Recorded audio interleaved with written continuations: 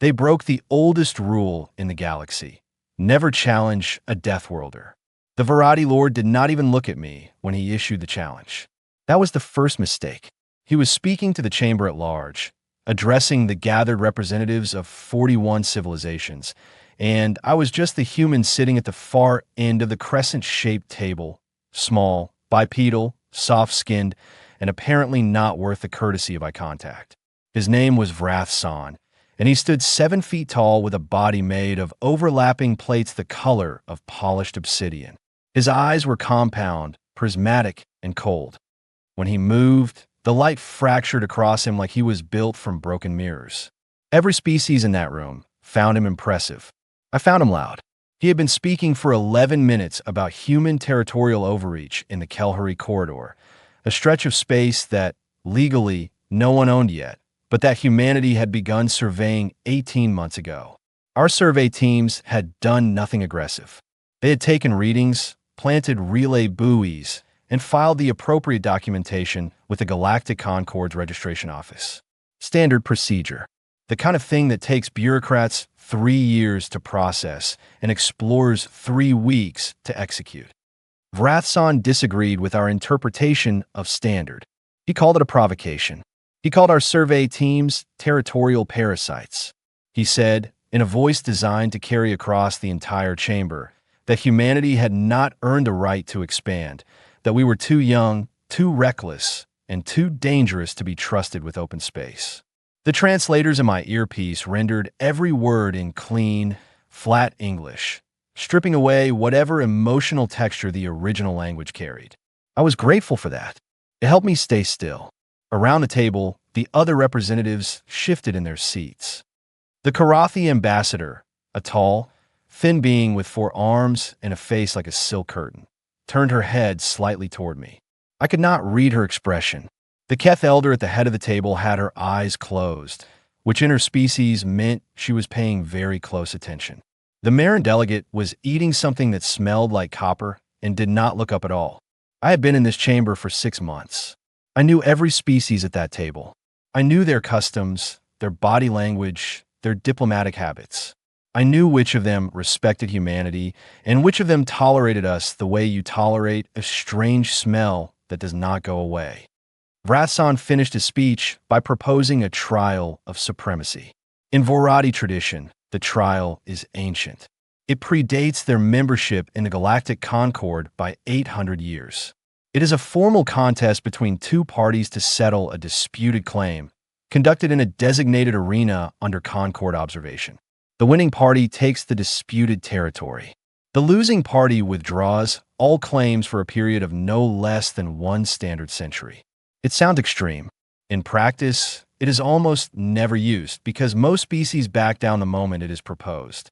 The trial carries risk. The trial carries consequence. More importantly, in the unwritten hierarchy of galactic politics, the trial is never seriously proposed to a Deathworlder. There's a reason for this. Everyone in the chamber knew the reason. I was fairly sure even the Marin delegate, who had not looked up once, knew the reason. It is not written in any single document. It is passed down in diplomatic briefings, in senior officers' private memoirs, in the quiet conversations that happen between ambassadors and corridors after the formal sessions end. It is the first thing they teach you in galactic relations training, before protocol, before language, before anything else. Never challenge a Deathworlder. It is a rule so old and so obvious that the fact it needed to be a rule at all said something very uncomfortable about the species that had required the lesson in the first place. Vrath San proposed the trial the way someone throws a crumpled piece of paper at a trash bin from across the room, casually, confidently, expecting to land clean without any real effort. He expected us to refuse. He expected our ambassador, the mild-mannered career diplomat named Colin Hadley, who normally sat in my seat, to stammer through a procedural objection and request a postponement. He expected embarrassment. He expected us to fold. Colin Hadley was on medical leave. He had a respiratory infection that the station's medical bay was treating with 3 different atmospheric compounds and a strict instruction to rest, which was why I was sitting in his chair. My name is Mara Voss. I hold the rank of sergeant in the UN Interstellar Liaison Corps, which is a title that sounds more impressive than it is, except for the part where the Liaison Corps spends half its time embedded with military units, and the other half sitting in rooms like this one, listening to alien nobles make speeches. I have a degree in xenopolitics and a background in field operations that the UN considers relevant enough to make me a liaison and irrelevant enough to never put in my official biography. I am 34 years old. I have been stationed on Concord Station for 6 months, and in that time, I have sat in this chamber as Colin's aide, taking notes, passing him documents, and keeping my opinions to myself. Colin was not here. Vrathsan finished speaking and looked around the room with the kind of satisfaction that comes from believing you have already won. The chamber was quiet. Someone was going to have to respond. The Concord protocols gave the human delegation 60 seconds to reply before the proposal was formally entered into the record unanswered, which carried its own diplomatic consequences. 50 seconds passed. I pressed the button that activated the human delegation's speaker channel. The human delegation, I said in Galactic Standard, accepts the trial. The silence that followed was a different kind of silence. Thicker. The Karathi ambassador turned fully toward me.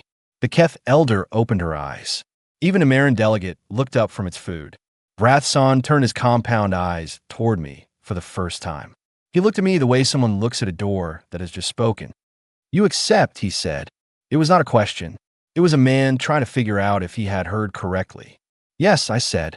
"Formally and without condition, under Concord Protocol, Article 19, Section 4.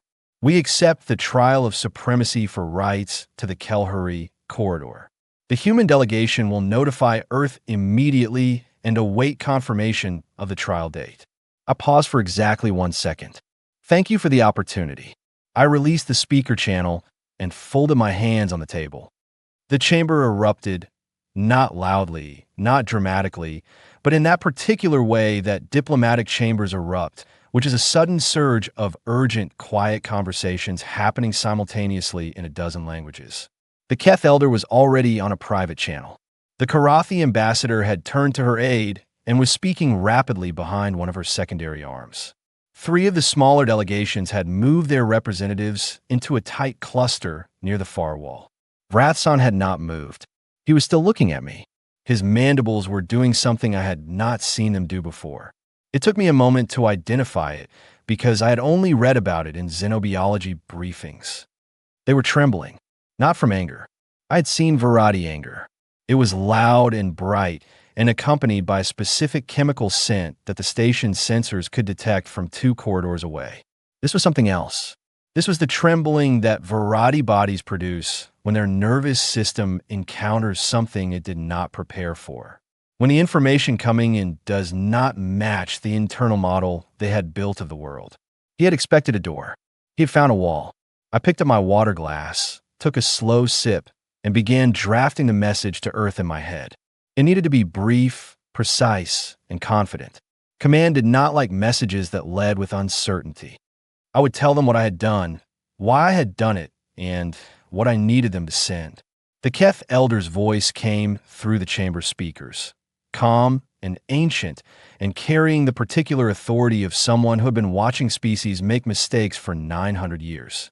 "The proposal and acceptance have been recorded," she said. "The Galactic Concord will formalize the trial schedule within 72 standard hours. Both parties are reminded that under Article 19, withdrawal of acceptance constitutes a forfeit of all claims to the disputed territory for a period of 100 years. She paused. I was fairly sure what she said next was directed specifically at me, though she looked at the center of the room when she said it. The Concord also reminds all parties that the trial of supremacy was designed to be a final resolution. Once entered, it does not end early. It does not pause. It concludes when one party cannot continue.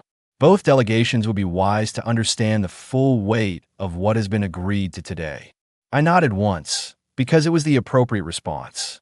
I understood the full weight. I was counting on the fact that Vrathsan did not. Earth's response came in 4 hours and 17 minutes. That was faster than a standard diplomatic acknowledgement, which told me that the message had been escalated immediately and that someone in the Security Council had been waiting for something like this, or something like me, for a while. The message was not long. It had 3 operational directives, a formal authorization code, and one line at the very end that was not standard protocol language. It read, "We're sending the right people. Don't flinch." I read it 3 times. Then I sent my confirmation and went to get coffee because the next 72 hours are going to require me to be awake for most of them, and I had learned a long time ago that preparation is not dramatic. It is coffee and clear thinking and making sure you know exactly what you walked into before the door closes behind you. What I had walked into was this: a trial of supremacy against the Varadi in front of 41 civilizations, with the rights to a strategically significant corridor of space on the line, accepted on behalf of 8 billion people by a sergeant on medical aid duty because the actual ambassador had a cold. I finished my coffee. I did not flinch. The vessel that docked at Concord Station 61 hours later was not large. That was the first thing I noticed from the observation bay. The ship was compact, dark, and moved with the particular efficiency of something that had been designed without a single unnecessary feature. No decorativa fins. No ceremonial lighting array like the Varadi diplomatic cruiser that took up 3 times the docking space. Just a clean, matte black hull with a UN registry number on the side and a docking approach so smooth it barely registered on the station's vibration sensors. 12 people came off that ship. I was there to meet them at the docking collar, and I watched them come through the pressure seal one by one. They were dressed in standard-issue Liaison Corps field uniforms, dark gray, practical, with a small blue shoulder patch of an interstellar deployment. No rank insignia on the outside. That was the first unusual thing. The second unusual thing was how they moved. Not tense, not aggressive, just very, very settled. The way people move when they have been in enough difficult situations that their body has stopped treating difficulty as a special occasion. The first one through was a woman about my age, maybe a year or 2 younger, with short dark hair and the kind of posture that suggested she had spent a significant portion of her life carrying weight. Her name, I would learn, was Corporalina Danes. She looked at the corridor, then at me, then at the Concord Station architecture around us with its curved walls and bioluminescent panels, and her expression was the same as someone arriving at a familiar airport in a city they have visited before. Mildly interested, perfectly calm. Behind her came the rest of them. A broad-shouldered man named Owen Carr with quiet eyes and hands that were slightly too large for his gloves. A tall, lean woman named Kate Ellison, who was already running a small diagnostic device along the corridor wall and cataloging the atmospheric readings. A compact, precise man named Pete Sands who smiled at me when he passed, a quick, genuine smile that lasted about half a second and then was gone. 8 others whose names I would collect over the next few hours. Their commanding officer came last. His name was Captain Leon Ward. He was not the tallest person in the group, not the most visibly impressive, not the loudest. He was about 5'11" with brown hair going gray at the temples, and he looked at me with gray eyes that had the quality of deep water, calm on the surface and very hard to see the bottom of. "Sergeant Voss," he said, and extended his hand. I shook it. His grip was firm, without being performative about it. "Captain Ward," I said, "welcome to Concord Station. I want to brief you as soon as possible. There are things about the trial conditions that I only found out an hour ago." "Walk and talk," he said. So I did.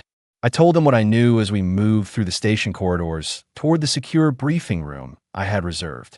The trial arena was located in a purpose-built section of the station that the Concorde had used for 6 previous trials over the past 300 years. It was designed to be neutral ground, atmospheric mix set to a compromise blend, gravity at 0.8 standard, lighting at a mid-spectrum that no species found ideal but none found impossible. Standard protocol. Except that 3 hours ago, one of my Karathi contacts, a xenobiologist named Fun who had been quietly uncomfortable since the moment I accepted the trial, had sent me a data packet that was technically a routine atmospheric maintenance report, but buried in the sensor logs was something that was not routine at all. The arena's systems had been recalibrated. Atmospheric oxygen content reduced to 16%. Gravity shifted down to 0.6 standard.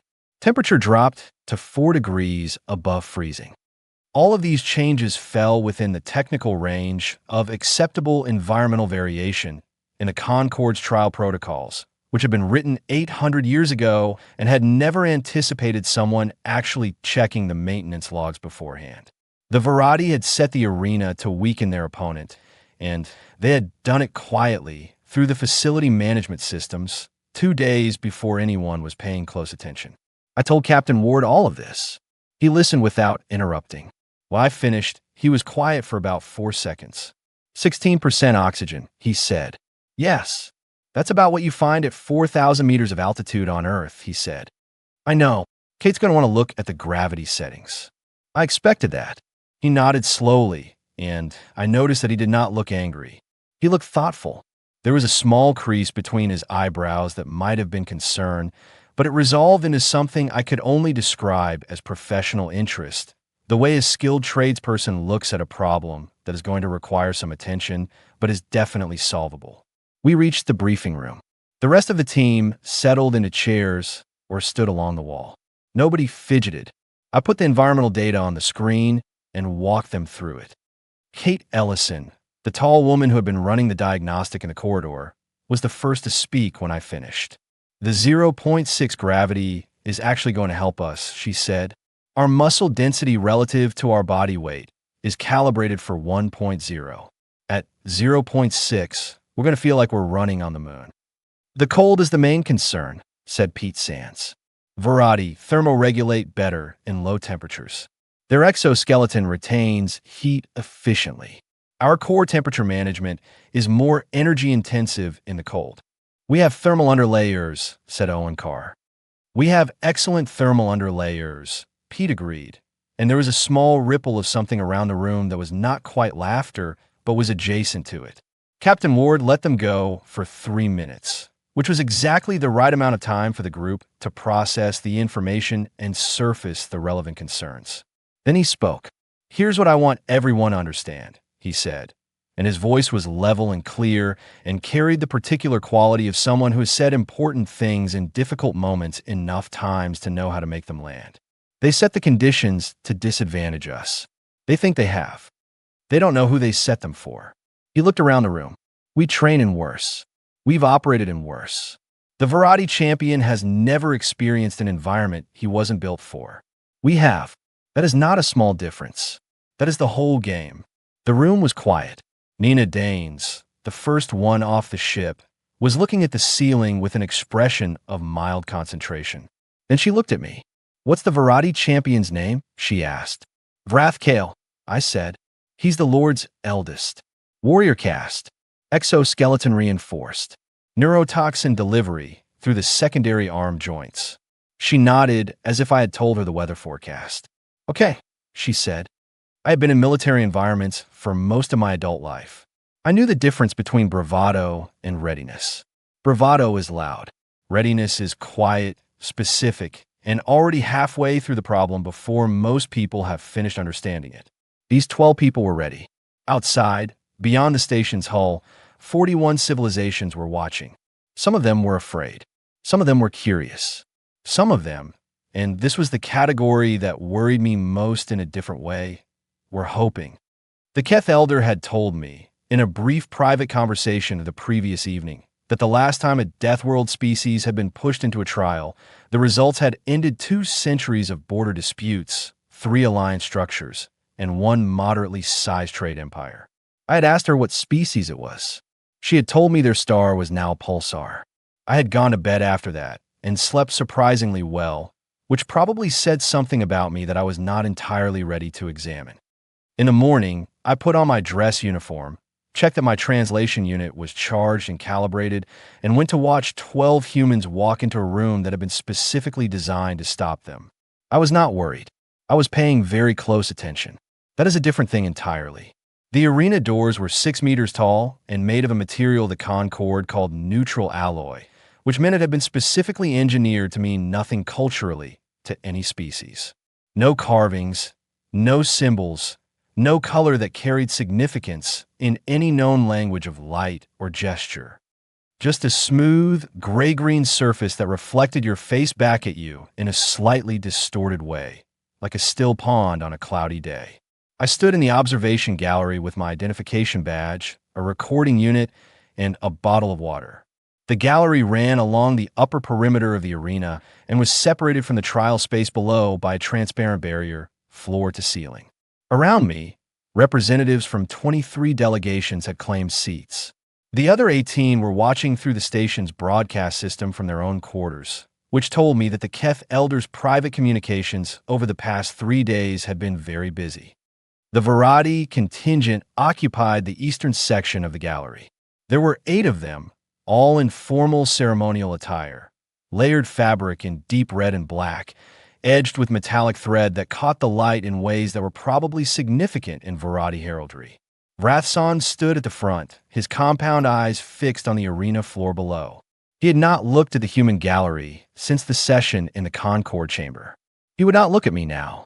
I had noticed that about him even before the challenge. He looked at things he had already decided were important. He did not look at things that surprised him.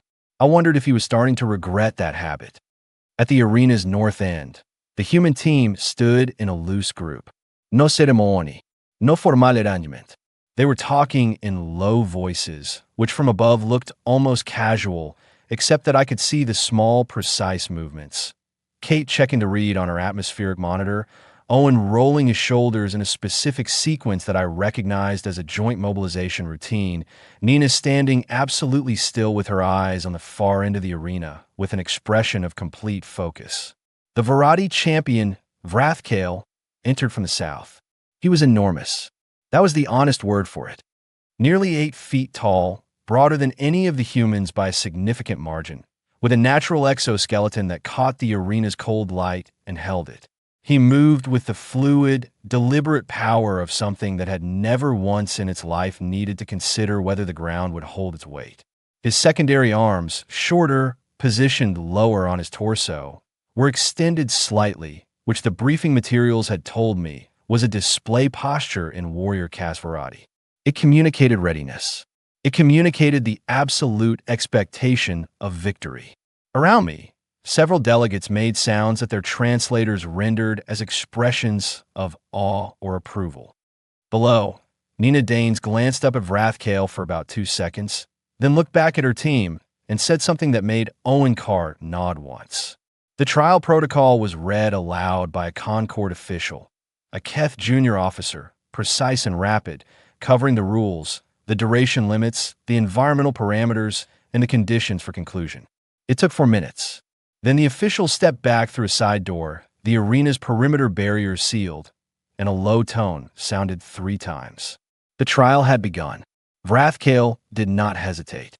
He crossed the arena in a straight line toward the human team, moving with a speed that pulled a sound from the eastern gallery, the Varadi equivalent of enthusiasm, a deep resonant clicking that the gallery's acoustic dampeners barely softened. What happened next was something that would be cited in xenobiology papers, diplomatic studies, and I later learned at least 3 separate military training programs on 4 different planets for the next several decades. The human team moved, not away, not defensively. They split into 2 groups. Nina and 3 others held position in the center, while Owen and the remaining 7 spread wide to either side. The split happened in under 2 seconds. It was not reactive. It was not improvised. It was a coordinated response to a known approach pattern that they had almost certainly practiced in the 61 hours between Earth's response and their arrival at the station. Vrathkale adjusted his trajectory toward Nina, which was the logical choice. She was the smallest visible target in the central position, and the Varadi model of combat traditionally treated the central figure as the group's critical point. Nina waited until he was close, moved sideways instead of back, and then things became complicated to describe in an orderly way. What I can tell you is that in the next 20 minutes, the eastern gallery went from resonant clicking to a silence so total that I could hear the ventilation system in the observation deck. Vrathkale was fast. He was strong. His exoskeleton deflected impacts that would have ended a Karathi in the first exchange. His neurotoxin delivery system engaged twice, making contact with Owen Carr once on the forearm, and Carr made a sharp, controlled exhale, and kept moving. He kept moving. The atmospheric oxygen was at 16%. The temperature in the arena was 4 degrees above freezing. The gravity was 0.6 standard, and the human team was running in it like they had been born there, which in a way was the whole point. Vrathkale began to tire in the second hour. It was subtle at first, a fraction of a second's delay in his directional changes, a slightly wider spread in his foot positioning that I recognized from biomechanics training as a sign that his stabilizing muscles were under load. The Varadi are built for short, decisive engagements. Their exoskeleton is metabolically expensive to maintain at full tension. Their neurotoxin system requires a chemical regeneration cycle between uses. The humans had no such cycle. They just kept going. By the third hour, Vrathkale's movements had slowed to a degree that even the less informed observers in the gallery could see. The Varadi contingent was still. Vrathson had not moved, had not made a sound, and was holding the front gallery rail with both primary hands in a grip that I could see even from a distance was very tight. In the arena, Nina called something to Owen in English, and Owen responded with a thumbs up, and they adjusted their approach pattern with the calm coordination of people who have done difficult things together long enough that they no longer need to explain them. At 3 hours and 42 minutes, Vrathkale lowered himself to one knee. It was a slow movement, a deliberate one. In Varadi warrior culture, kneeling in the trial is the formal signal of conclusion. It is not surrender in the way the word implies in most human languages. It is a calculated acknowledgement that continuing would serve no meaningful purpose. It is technically the rational choice. It was also, in 3,000 years of recorded trials, the fastest a Varadi champion had ever made it. The Concord official's voice came through the arena speakers, reading the conclusion protocol. The arena barriers unsealed. The trial was recorded, witnessed, and final. Below me, in the arena, Nina Dane sat down on the floor and drank half a water bottle. Owen Carr was looking at his forearm with clinical interest. The rest of the team gathered in a loose cluster, and the sound coming from them was low conversation, the kind that happens after a difficult task has been completed and everyone is accounting for the details. I looked at Vrathson. For the first time since the Concord chamber, he looked at me. I did not smile. I did not gesture. I did not need to. I just held his gaze for a moment, and then I turned back to the arena because there was still work to do and I was not finished yet. The oldest rule in the galaxy had just been tested. It had held. The aftermath of a trial is, in Concord procedural terms, a straightforward affair. The result is entered into the official record. The territorial claim is formalized, and both parties are expected to submit written acknowledgments within 48 hours. In practice, the aftermath of this particular trial was nothing like a straightforward affair. Within 2 hours of the arena barriers unsealing, 3 delegations had requested emergency private sessions with the Concord Senior Council. One of them was the Marin delegate, which was remarkable because the Marin had not voluntarily initiated a diplomatic contact in 6 years. 2 others were smaller species, the Pethari and the Dull, who held territories adjacent to the Kelhari corridor and had a very immediate interest in understanding what had just happened and what it meant for them. By the following morning, the Karathi ambassador had formally requested a cultural exchange discussion with the human delegation. By afternoon, the Concord's own research division had submitted an urgent request to Earth for access to human physiological data, citing significant gaps in existing xenobiological records. I handled all of this from the human delegation's suite on level 7, working through the communication stack with the calm efficiency of someone who had been a liaison officer long enough to understand that the most important work always happens after the visible event is over. Captain Ward sat across from me for most of that first day, reviewing incoming communications and asking precise, useful questions about the political relationships between the various delegations. He was not a diplomat by training, but he had the quality that good operational people often have, the ability to understand a system quickly and identify the points where pressure matters most. On the second day, Vrathsan requested a private meeting. He sent the request through the Concord's formal channel, which meant it would be in the official record, which meant he had chosen accountability over discretion. That told me something. It told me that whatever he wanted to say, he wanted it to be witnessed. I agreed to meet him in a neutral conference room on level 12, with a Concord observer present as protocol required. I brought my translation unit, my recording device, and a cup of coffee because the meeting was at 7 in the morning station time, and I had been awake since 4. Vrathsan arrived without his usual contingent of aides. He came alone, which in Varadi protocol is a statement of personal accountability. The cultural note in my briefing materials described it as presenting oneself unguarded, a posture reserved for moments of significant personal consequence.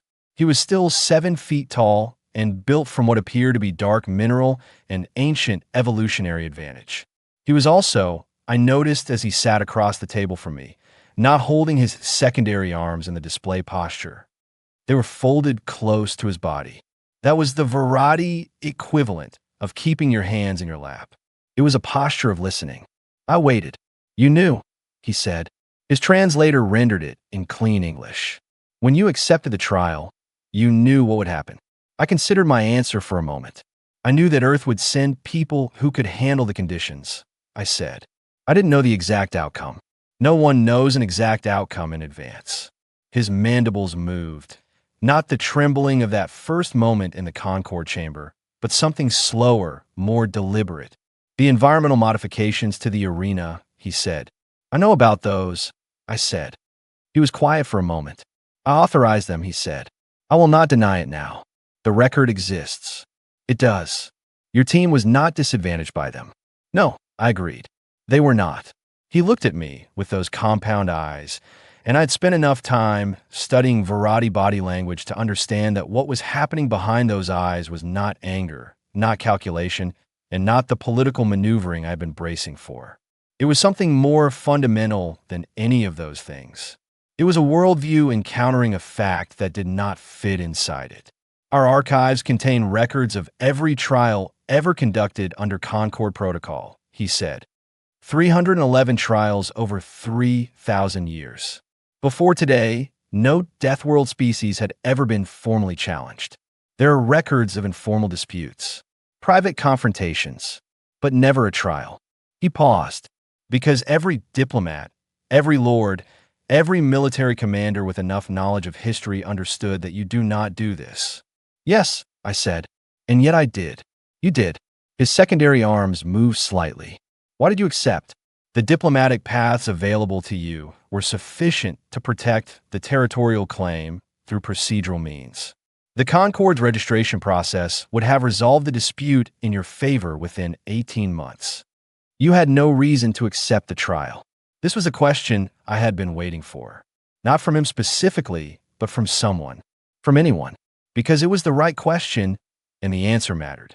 "Because 18 months of procedural process doesn't change a perception," I said. "It resolves a document. It moves a line on a map. It is nothing about the fact that the Varadi hegemony and every delegation in that chamber was operating on the belief that humanity could be publicly humiliated without consequence. That we could be called territorial parasites in front of 41 civilizations, and our best move was a filing dispute." I set my coffee down. That perception was going to cost us more than the Kelhari corridor over the next 50 years. I accepted because I could, and because the result was going to be more useful than the procedural alternative. Vrathsan was quiet for a long time. "The modifications to the arena," he said finally. "They were intended to give Vrathkale an advantage he did not need." "I know. He did not need them because your people would not have been stopped by the standard conditions either." I said nothing because he was not asking a question. "I made 2 errors," he said. "The challenge, and then the attempt to compensate for the challenge with a second error." His mandibles moved again. "My people will want to understand the first error. The second one, I will explain to them myself." I respected that. I said so. He looked at me, and for a moment, the formal architecture of the meeting dropped away entirely, and we were just two people sitting across a table with a very large thing between us that needed to be named carefully. Your species, he said. You evolved on a planet that should have ended you several times. At least 6 times by current geological estimates, I said. And each time, you survived. And each time, I confirmed. And when you finally left your planet, he said, slowly, you brought all of that with you. We didn't know how to leave it behind, I said. We still don't. He stood, and I stood, and he inclined his head at a specific angle that the xenocultural briefing in my memory identified as a gesture of formal acknowledgement between equals. Not allies, not friends, equals. I returned the gesture. He left. I sat back down and finished my coffee and thought about the Keth Elder and what she had told me about the last Death World species that had been underestimated. I thought about pulsars. I thought about the 41 delegations recalibrating their understanding of the small bipedal species from the third planet of an unremarkable star system in a medium-density spiral arm. Then I picked up my communication unit and started drafting the report for the Security Council, because there was still a great deal of work to do, and good work has never cared about the drama that precedes it. It just waits, patient and necessary, until you are ready to begin. The Keth Elder's name was Counselor Ora. She was 914 years old, which in Keth terms placed her in the middle period of what they called the second stage of a life. Old enough to have made most of the significant mistakes, wise enough to have learned from them, and still present enough to care what happened next. She had deep green-gray skin, the texture of river stone, and 4 eyes arranged in a horizontal row, each one capable of focusing independently. When she looked at you with all 4 at once, it felt like being read by a library. She had requested to see me on the 3rd day after the trial, in her private suite rather than any official space, which meant this was not going to be a recorded conversation. I arrived at the exact time specified because the Keth placed great weight on punctuality as an indicator of cognitive respect, the idea being that if you value someone's time, you do not take more of it than was agreed. The suite was simple by the standards of senior Concord officials. Low furniture, soft indirect lighting calibrated to a color temperature that I found comfortable, which told me she had checked the human visual range preferences before I arrived.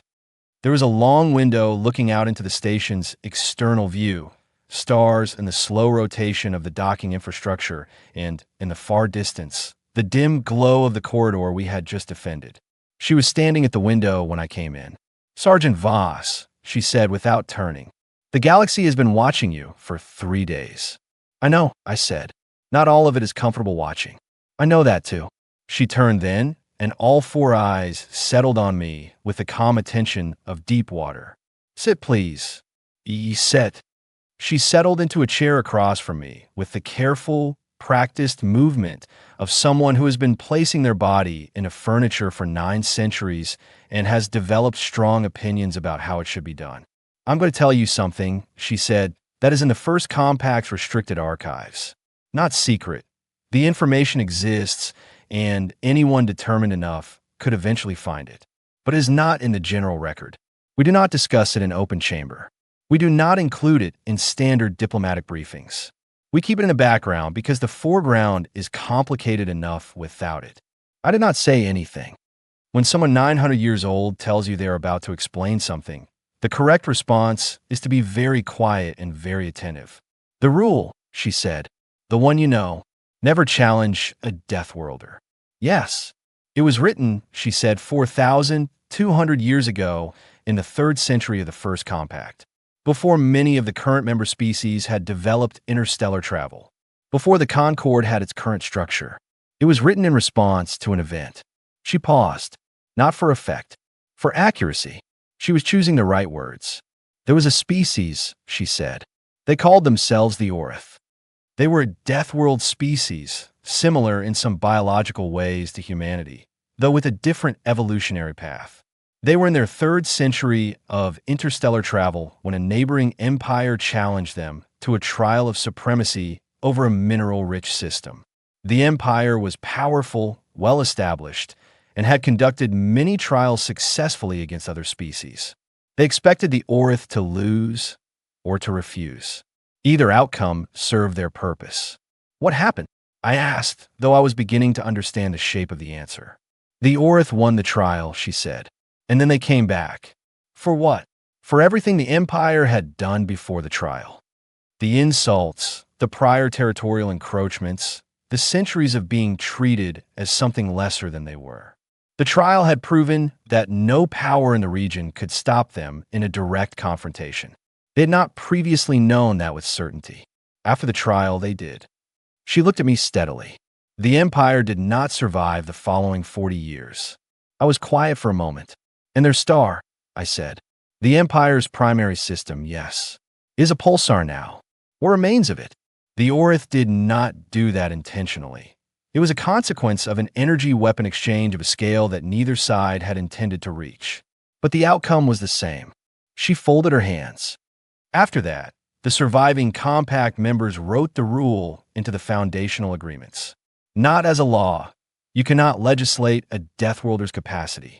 But as a reminder, as common sense elevated to the level of official document, because apparently common sense alone was not sufficient.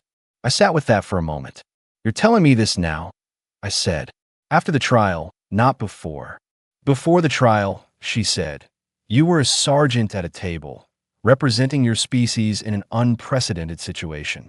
If I had told you this before, it might have affected how you handled it, perhaps made you more aggressive in the aftermath, or more cautious in ways that would have read poorly.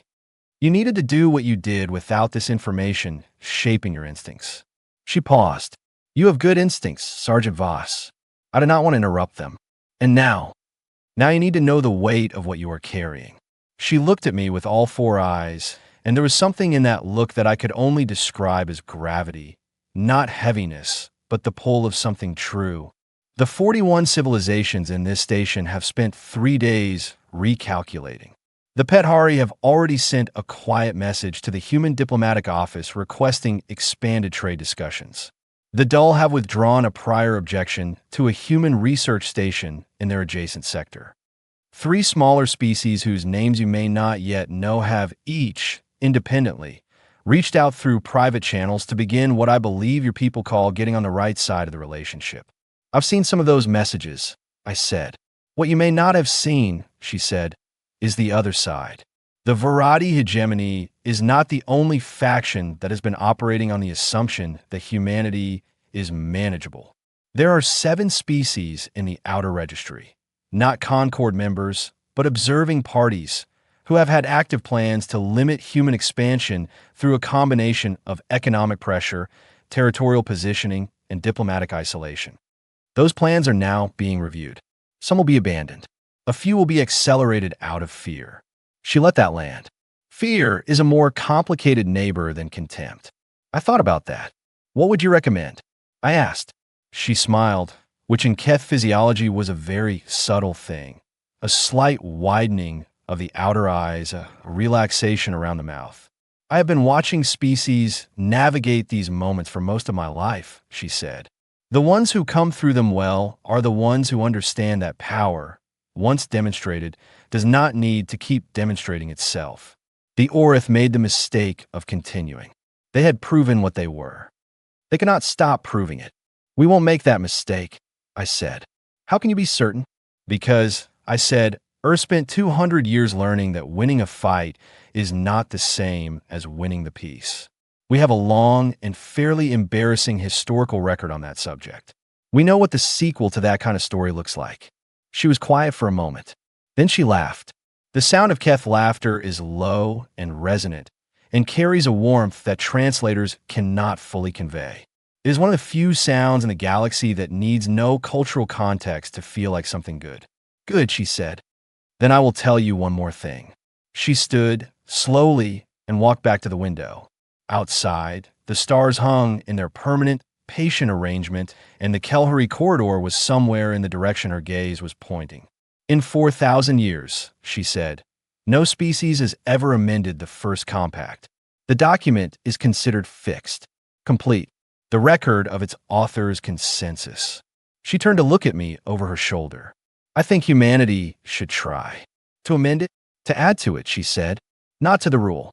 The rule can stay.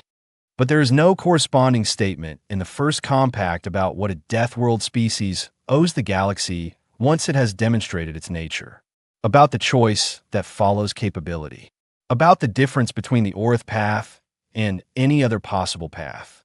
She returned to her chair and looked at me with the full weight of 900 years of careful attention. Someone should write that. I suspect your species is the one who should write it.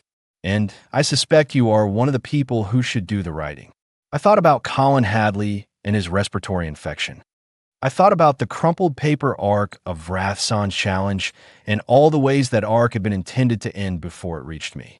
I thought about Nina Danes sitting on the arena floor drinking water with the composed efficiency of someone completing a task, and Owen Carr looking at his forearm with clinical interest, and 12 people who had flown across space to stand in a rigged arena and not be stopped by it.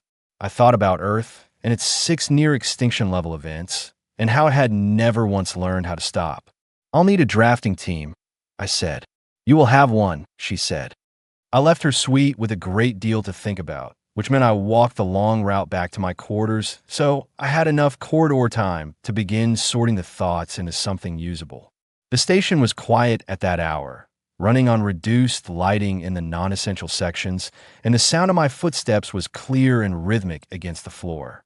The work was just beginning. I knew that. The trial was over, but the trial had never been the point. The trial was the moment the conversation changed.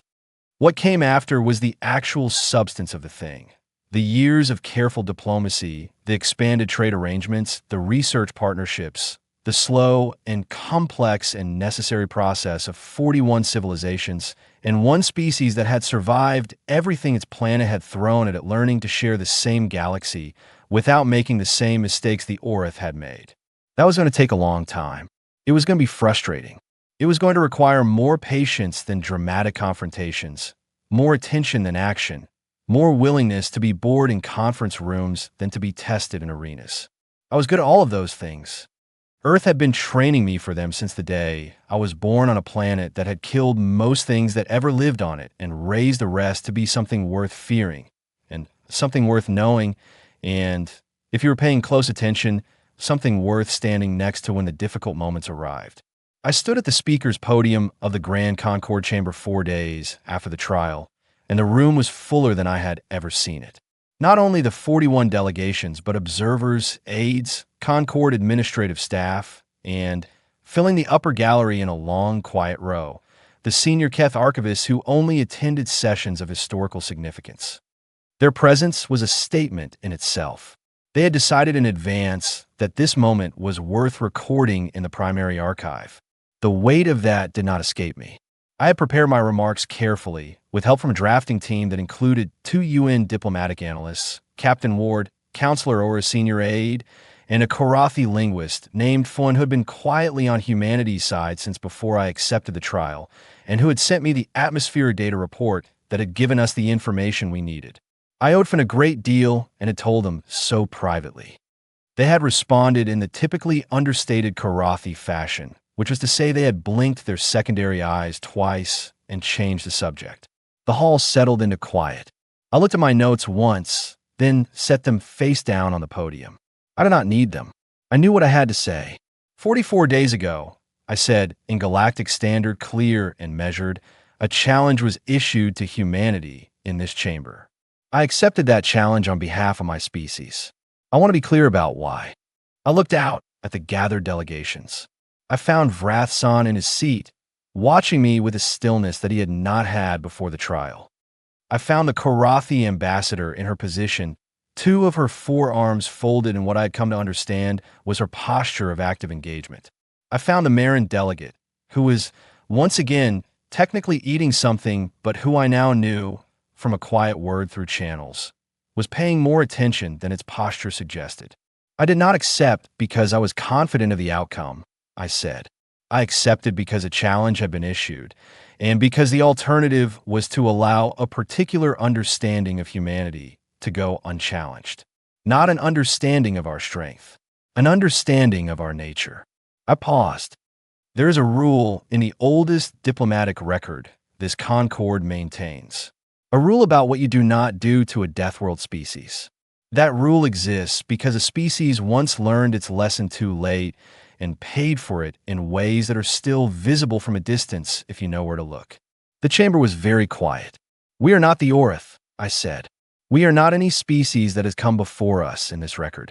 We are humanity, and we come from a world that has tried many times to end us and has not succeeded, and we have spent those attempts learning things about persistence and adaptation and cost that are very difficult to learn any other way."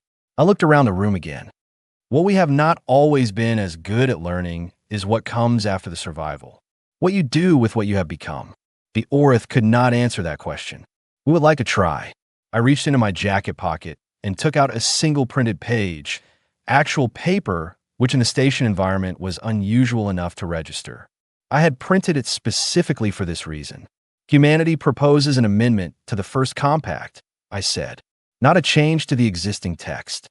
An addition, a new clause to follow the existing rule in every language the compact is maintained in. It reads as follows." I read it slowly, with care and galactic standard.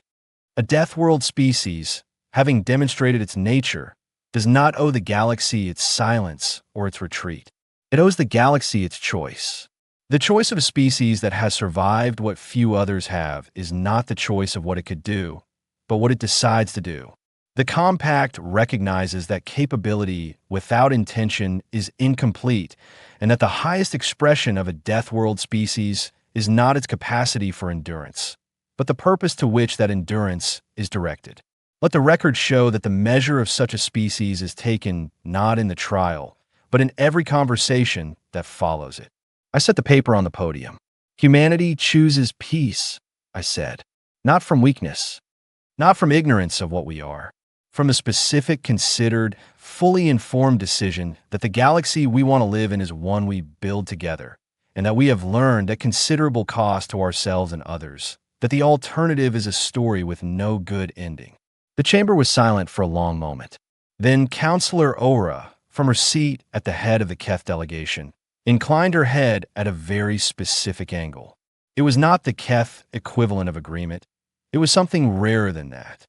The xenocultural file I had memorized before my first session in this chamber described it as the gesture a Keth elder makes when they witness something they consider worth the centuries it took to arrive. One by one, in their own ways, other delegations began to respond.